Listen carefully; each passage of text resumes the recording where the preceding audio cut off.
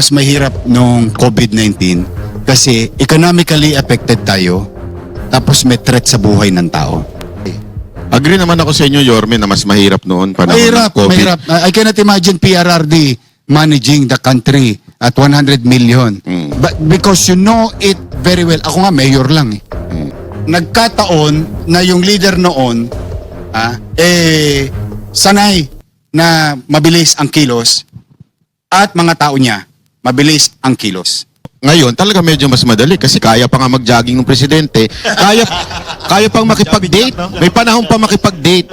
Ay, noong panahon ni PRRD, nakakagulat din yun dahil sinabi ni Yorme, sa gabi kaagad, solve na agad yung problema. Sabihin, nakukonfirm na yung mga gusto nilang mangyari. Pero kami nila PRRD, ito sabi ko naman sa inyo, I have to give credit where it's due. Si PRRD, alam ba, maga ngayon, di ba? Maga. Kami mga Metro Manila Mayor, Secretary Anyo, DILG, General Lim, MMDA. Titira kami ng mananghali, meeting. May pasya. Mamayang gabi, mapapanood mo si PRRD kasama yung mga cabinet secretary. Yung pinagpasyahan namin, re-recumpirma nila. Ibig sabihin, ang ginagawa ng presidente ni President Rodrigo Roa Duterte at that time, kukonsultahin muna yung lokal. Pag nagkadali na, maliwanag na, i-implement na nung gabi na yun. Kaya tinatawag na, bukas na ba barbershop? Tawag na doon barbershop. Nasa sitol ako natutulog eh. Pag alas 9 ng gabi, manonood ka na. Yung napag-usapan kanina, para kinabukasan i-implement. Bakit ko ikinukwento yun? Mahalaga kasi yun. Yung mabilis ang aksyon, mabilis ang kilos. Ito, may isa pa akong tanong kay Yorme. Parang si Yorme, parang gusto na umuwi ni Yorme. Hindi, hihintay ko yung alas 8. Sabi ko, matatapos din kayo. Ito, meron tayong kinakaharap ngayon sa krisis sa enerhiya, sa gasolina. Nagkaroon din tayo ng kinaharap noong, ikaw din ang mayor, pandemic. Oo. Papaano mo i-rate? Or alin ang sa tingin mong mas mahihirapan ka doon sa pandemic o ngayon? Kasi mahirap yung pandemic. Kami nila PRRD. Ito sabi ko naman sa inyo, I have to give credit where it's due. Si PRRD, alam ba, maga ngayon, di ba? Maga. Kami mga Metro Manila Mayor, Secretary Anyo, DILG, General Lim, MMDA. Titira kami ng mananghali, meeting. May pasya.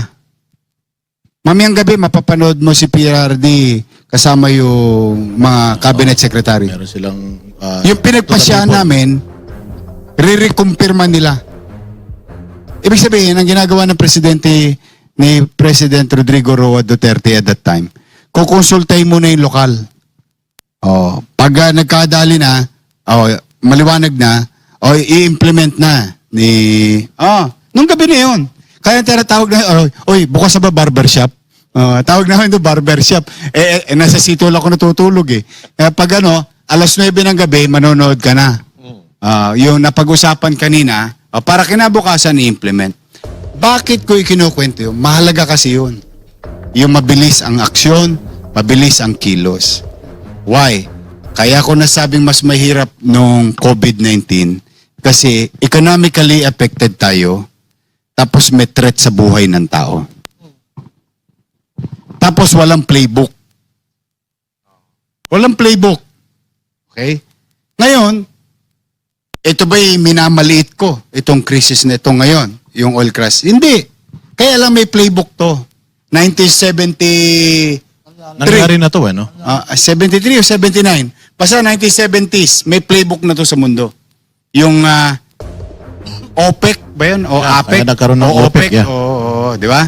Nagkaroon na ng incidente ganito. Hindi nga lang gera, pero pareho ang epekto.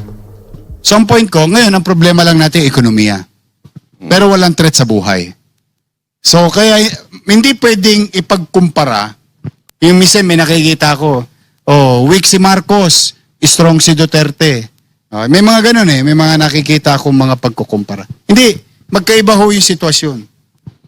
Noong araw, maswertihan mo, yung sitwasyon, nagkataon na yung leader noon,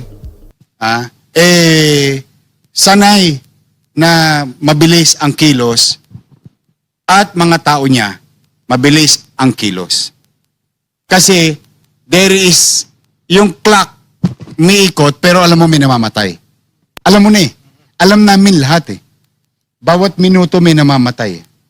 Dito, kailangan maging maingat ang pagpasya sa ekonomiya kasi hindi ka naman pwedeng agad-agad na re-responde, magre-react on economic policy na nakalatag na at meron ng magandang resulta, nagka-hiccups lang o nagka-bump o yung sa kalsada ba, yung nalubak ka lang o ililiko mo na, hindi po pwede basta-basta. Kailangan mag-ingat ang mga ekonomista.